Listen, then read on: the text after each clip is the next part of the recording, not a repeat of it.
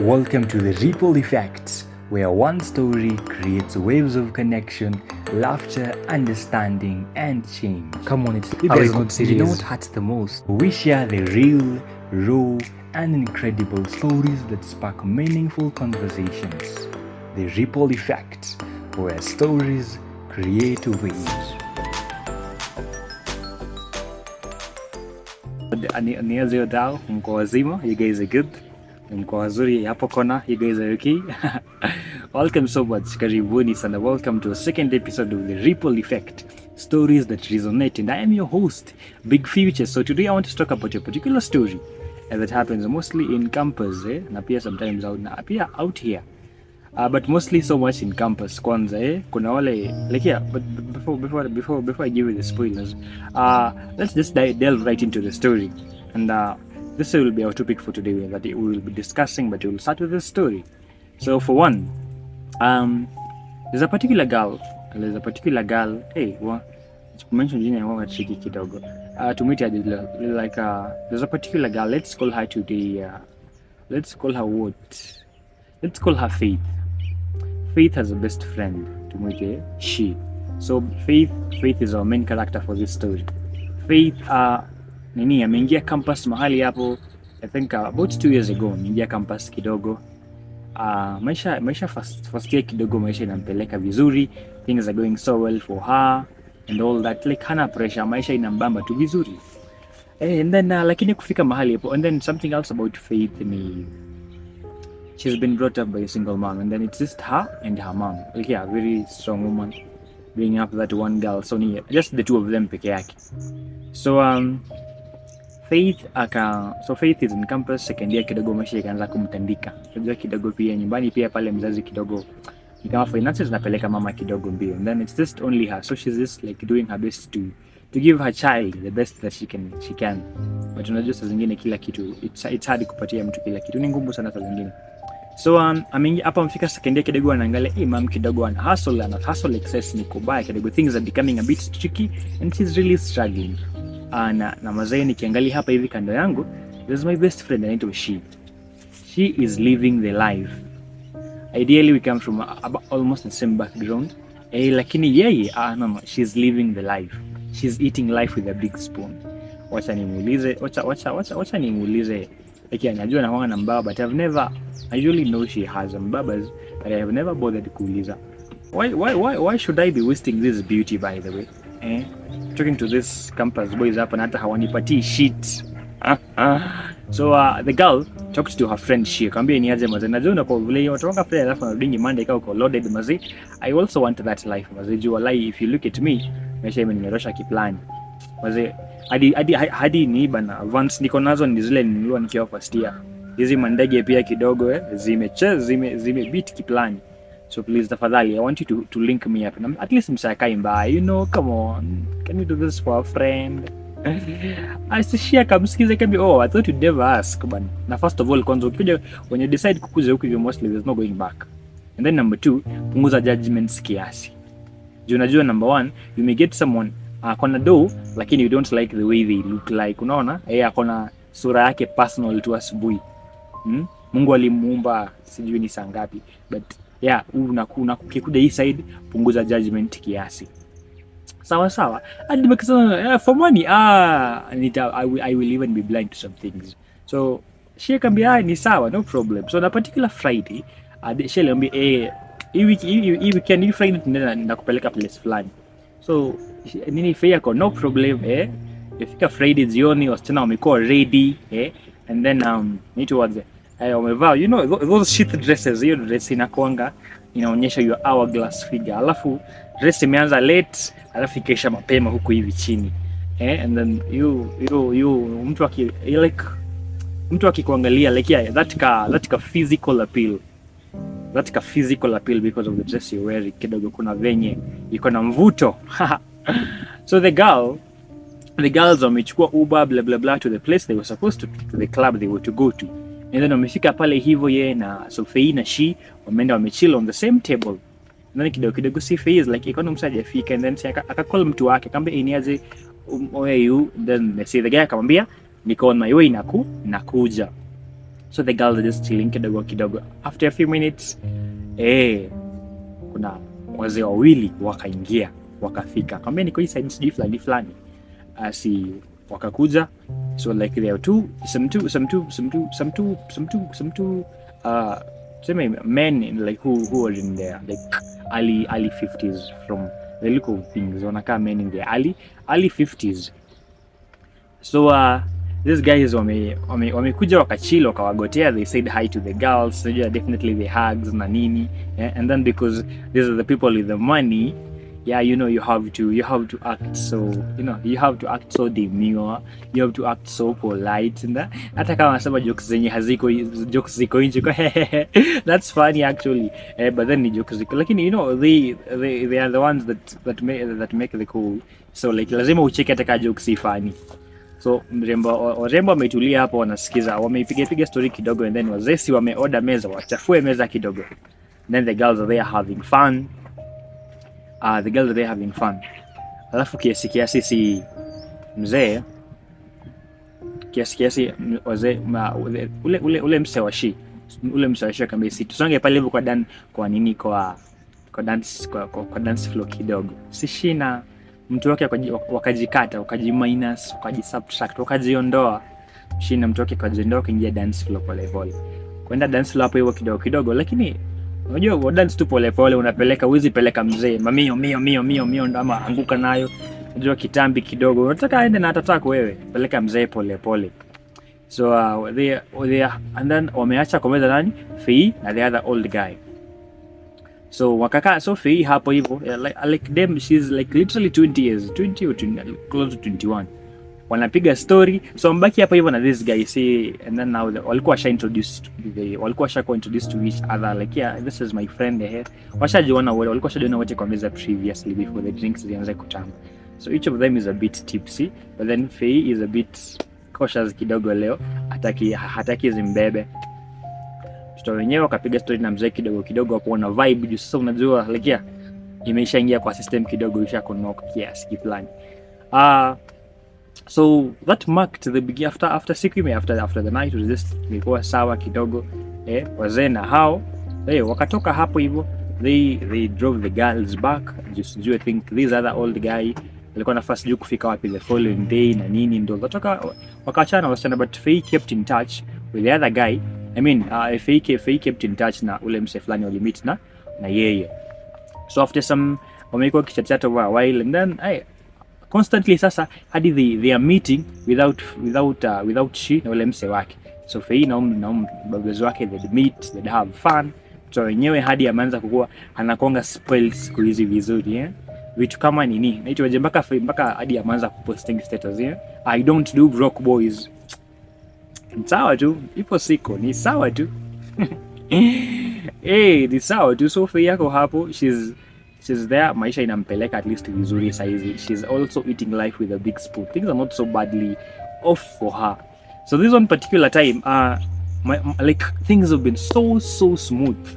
Unaona, like, yeah, you never even have to ask for money, like unaamka asubuhi unatumiwa unapata, you find umetumiwa 10 G's bana, elfu zako 10, and then you're not used to such amount of money very often, like unatumiwa 10-15 G's a week, and then niambie nini, jibambe baby girl. Mtoto wenyewe maisha ilikuwa ina mbamba mbaya. So day fulani leo ameenda mtaa. So nini, holidays imefika, long holidays imefika.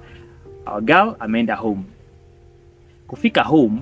So when she was at home, day fulani hapo, ako living room na mama yake. So like they're sitting on the same couch. Alafu she was cooking jikoni pia. Alikuwa amesha chakula kwa gas. Kidogo akasikia mama yake, "Ewe nika chakula inaungua." Dem akafanya nini? Akarusha simu kwa kiti na akakimbia wapi? Jikoni. Kwenda kukimbia jikoni, her mother akashika simu. And she found out. Akaona, naona hapo kwa chat tu vile umesave watu, alafu kuna msave. Akaona there's this particular person amepiniwa na amesaviwa zazi na to love emojis hapa na pale. So so the mother just got curious. Kieleta tu ya mkono kidogo, akashika simu, akafinya profile picture, angalie DP, angalie display picture DP. Akaangalia, oops. And then it dawns on her. Actually, this person na akaingia kwa chats kidogo kuangalia chats hivi. The mother is shocked. Anashindwa, huyu alijuana wapi na msichana yangu? Why did this guy get to know about my daughter? So there's something I didn't say earlier. So mama amepanic hapo hivyo because one, Fei akiwa mdogo amelelewa na mama yake peke yake. Now, you know, as a child you ask saa zingine, where is my dad, where is my mom, when you brought up with a single parent. So Fei aliwauliza akiwa mdogo, by the way, mom, dad aliendanga wapi? Mama akamwambianga, your father aligongwa na lori akakufa while you were young. He died in an accident when you were young. So like Fei grew up knowing that her dad passed away in an accident. And then right now, who is she in a relationship with? The dad. Mtulie kwanza. Apparently, this guy kitambo kidogo, before at least place at least the way the place before let's say to make it well amefika mpaka tu Bukom baba, you have money here and there to spoil some little chicks. This guy alikuwa na date na mama Fei, lakini apparently this guy was broke and pia so the guy was broke na alikuwa pia na he was a deadbeat at that time. So si kafika time fulani hapo mama Fei akaamua akapata, there's a time so they were dating, so kitambo kidogo this girl was dating na mama Fei, and then but sasa there's a time she got pregnant of this guy.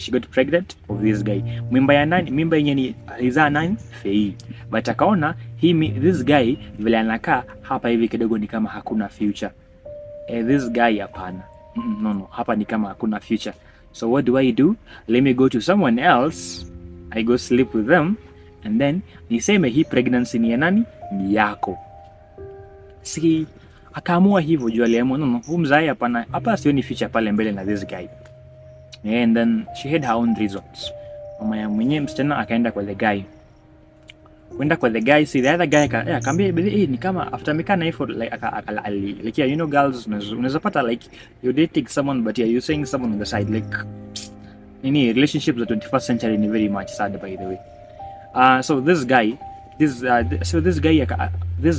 so mama Fei now at that time akiwa kadogo kiasi akaona I think in her 20s those days akaenda kwa someone else and then akakaa naye for a while and then akaambia hey, I think I'm pregnant. Someone who was at least financially loaded kiasi na alikuwa na feel this one can take care of the pregnancy and can take care of me and the child.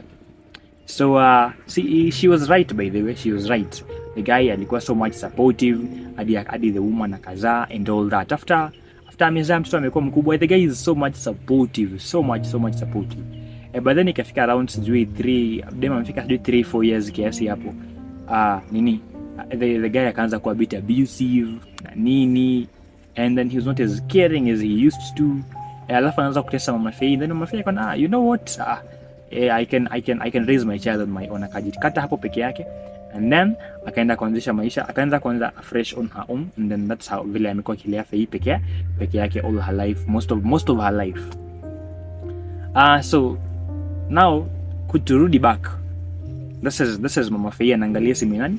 Fei anaangalia nani ameseviwa Zazi, his former guy Kiingereza anaangalia nani ameseviwa Zazi kwa phone ya Fei, her former boyfriend stroke husband, whatever you may want to call it. So hata we imagine you were her, unaangalia umepitia chat unaangalia there's nothing fatherly about Zazi kwa hii nini hapa hivi. Well, these people are dating, hadi vitu wanaongelea ni vitu za watu wakubwa, and this is your daughter and this is her lost father mwenye uliambia msichana wako that she had died long ago. What do you do in such a scenario surely? What do you do guys? Unafanya nini hapo surely? What do you do maze? Unajua saa zingine like sometimes pia when you grow older unaanza kurealize why people make the decisions they make. Like for instance because naona kama we usually say just because someone else is sinning differently does not give you the right to judge them. I know, I get that part very clearly.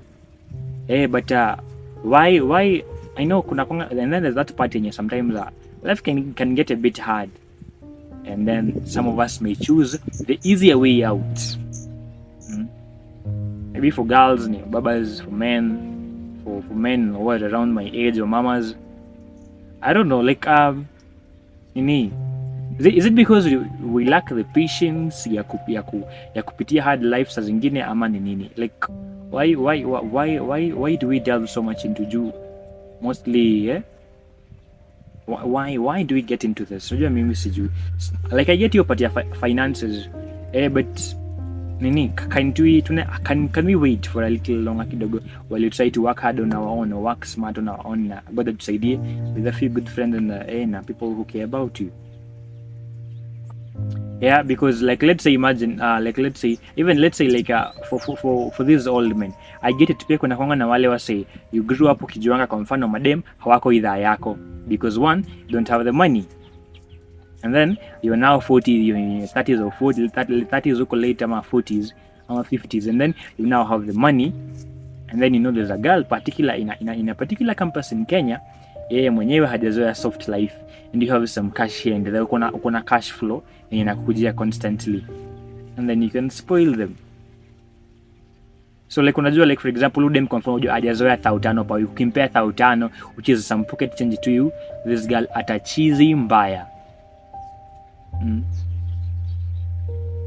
Hey, I know it is June alafu pia on the other end, like let's say for like women, like let's say kama for example Kisia Mama Fei for example ama una like level on your, let's say case kama kwa mfano there's someone who's listening to on TikTok alikuwa anasema ati why do old women go for younger men? Why do old women go for younger men? And then kuna mtu akamjibu akamwambia old women go for younger men because ile siku fulani yenye these young men yenye ile siku fulani yenye you had the chance ya kudate msemo kona the same age bracket, you despised them ukisema I don't do broke boys for instance, so I don't do broke girls, because in the 21st century these things can happen either way. So as a result of that, what happens? This guy so these older women sasa wanaona ile ukijana mdogo hapa hivi, I don't need his money now that I have my own money. But one, there's some few things maybe I can console him, one, and number two, they have a good bed game. I don't know if you guys are getting me. But the truth is we as a society our moral fabric is broken. And I don't stand here as anyone. I don't stand here. Sorry, hata nimekaa chini guy. I don't sit here as a person mwenye akona that moral authority ya kwambia you guys we are losing our morals. No, because I'm not perfect either. But at least we need to sit down sometimes and be like, will I be comfortable in a decision in make leo in the next 20 years? For example, like if my child came to if my child came to me Pia, if my child came to me kitambo, if my child came to me na story like mom, this is someone I've ready to settle ama settle na yeye, and then this is someone who's the age of her father ama the age of his mother. I know tuko 21st century, but should we really normalize some things just because we're in the 21st century? So no, we're in the 21st century, because if you think about it, this woke culture sometimes can really mess us up. So if it were you, if you're in Omafei's shoes, you're looking at her phone, you don't know what you're doing. You don't know what unangalia, you looked at her phone, and then this is the man you told your daughter alifanya nini, alikufa kitambo. And then apparently pia this guy does not know this is his daughter, and the daughter does not know this is her father, but the mother knows. So what do you do? I'd like to know your thoughts, but for those who I will post I will pin the comment section on YouTube. For those of us who listen on Spotify, you guys can see pale hivyo. I think I'll also post the same response kwa comment section ya Spotify na pia what the mother did. But in the meantime, if it were you were the mother, what would you have done? I would pin her response pale hivyo, what she did. Sawa sawa. But then let's talk. Is this how we really want to have our society be like? Yeah, because to normalize a lot of things zenye tufai kunormalize or lie. And then there's a good part of this woke culture inatumaliza sana as a society. We are Africans, let's not forget that. I know kuna vitu zingine we think about zenye some of our beliefs zenye zinaweza kuwa ndio ni barbaric, like for example vitu kama FGM, which is very much of very backward. That's a very backward culture. But then they have their own reasons. Lakini kuna some things zenye man we don't have to lose who we are. So guys, let me know what you're thinking. Thank you so much. See you in episode 3. Bye.